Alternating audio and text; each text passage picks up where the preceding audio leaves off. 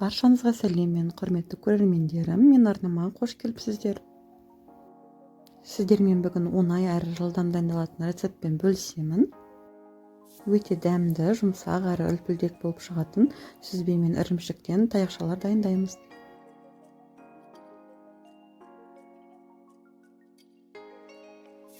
Ең алдымен ірімшігімізді теркадан өткізіп аламыз.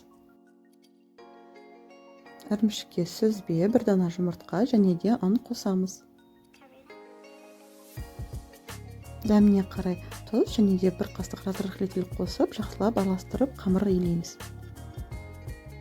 Егер де мен арнама жазылмаған болсаңыздар, міндетті түрде жазылып қолдап қоюларыңызды сұраймын.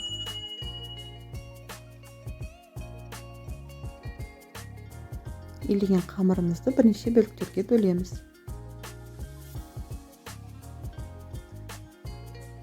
Қамырымыз жабыспау үшін жаюға ыңғайлы болуға кішкене ұн сеуіп аламыз. Қамырдың әр бөлігін осылай қолмен домалатып, таяқша жасаймыз.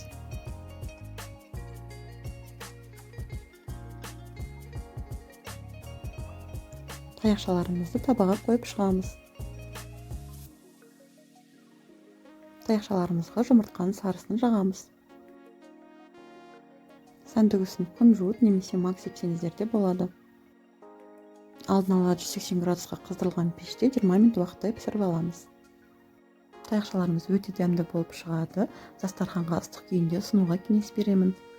Астарыңыз дәмді болсын.